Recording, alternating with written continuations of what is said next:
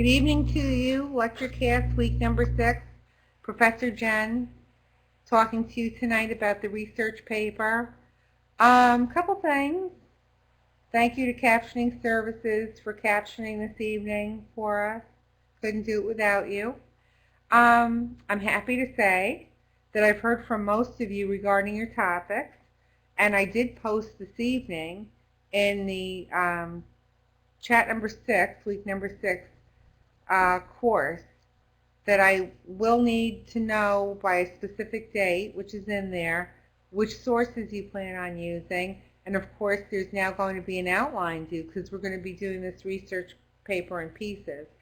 And like I say, I am extremely pleased with the response that I've received thus far from most of you regarding your research topic. A few of you have not responded whatsoever to your research topic, and I just need to remind everyone in the class that part of the final grade, of course, is having things appear timely and by the deadlines. Also for this week, week number 6, I assigned 4 of you the job of leading the chat for this week.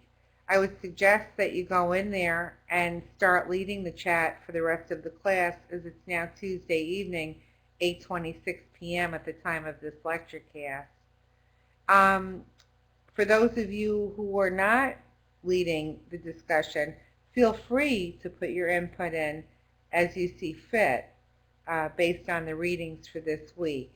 In the event that some of you are not going to be participating in leading the chat, what will happen is I will reassign it to other persons in the class so they can have their opportunity to have the chat and participation points.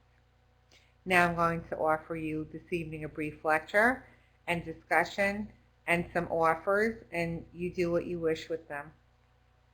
In the event that you need me for research purposes, if you need my advisement, if you need me to look at different articles, periodicals, journals with you, we can do that online together in the event that you would like somebody to give you some assistance. In the event that you would like some assistance in narrowing your topic or having a specific topic maybe reworked, again, you and I can do that together. We can do it in a variety of ways. One way is obviously to make an appointment to speak with one another on the phone and discuss the topic, which I'm very happy to do, which can also go outside the parameters of my office hours. Another way we can do this is, of course, chat within the chat room about how it is that I can help you, or you can just send me an email asking me for my assistance. So now we have 3 different methods in which we can be working together side by side. I want to offer you a couple observations about research and gathering data and material. Sometimes, as you're aware, it takes an awfully long time to find a specific piece of material that has to do with the topic that you're researching. And very often, as a researcher, hence a writer, we find that we stumble across something that we say, gee, this really is very interesting and I'd like to find a way to incorporate it. Don't be surprised if this happens to you.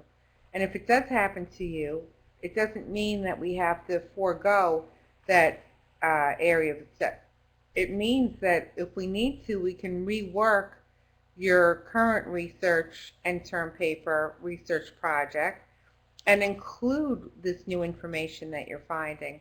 One of the students in this class, I had a lengthy discussion with them today by phone, and it was certainly a pleasure, had started to talk to me about their research topic.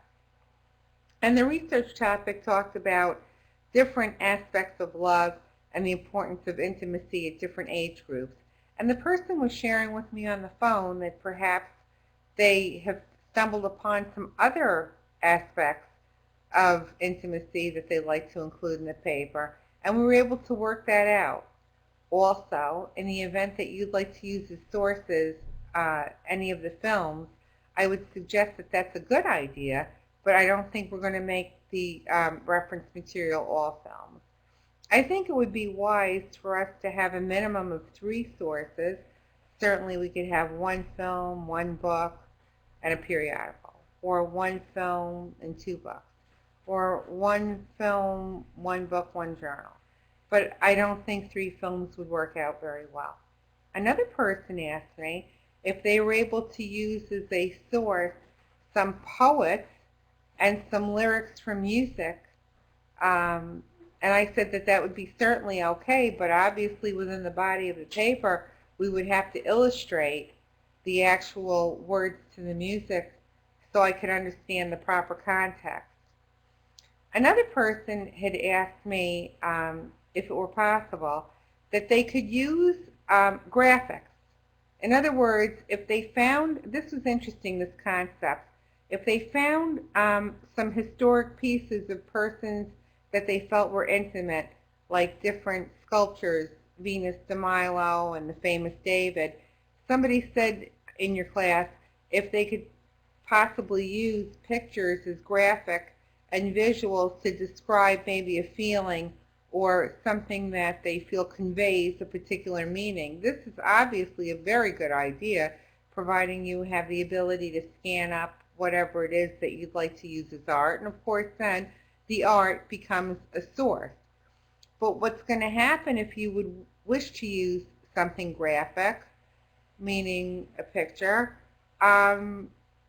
you're going to have to also have some kind of accompanying explanation of what it is that I'm looking at, because I don't know everything about every piece of art that's out there, or you might stumble across something that I'm completely unaware of. So I'm going to need to have some kind of a reference for that, and obviously it will have to go within the body of the work cited, so you'll have to work on that. As we progress, again, I want to repeat that week number 11 will be all the questions of the week that I've assigned thus far for you. It's really hard to believe that we're in week number 6 already, so we're really more than halfway down in the course. And week number 11, you're going to assemble all the questions of the week for me and just basically put them in the Dropbox, because that's going to be serving the purpose of a final examination.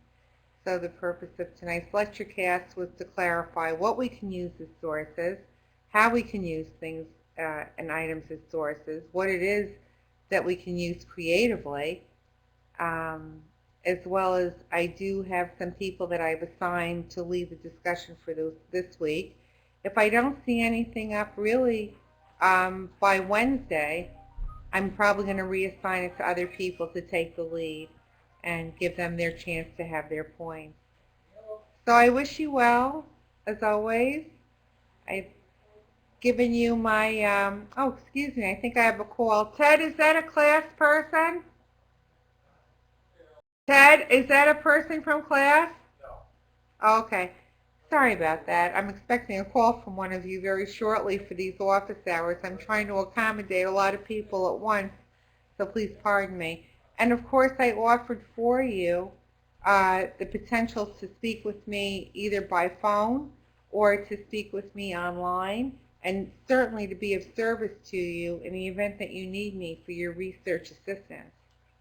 Again, the final grade in this class is going to also take into consideration deadlines and timeliness. I wish you well as always, and I would love to hear from you in the event that you do need any help, and I wish you a good night. Good night.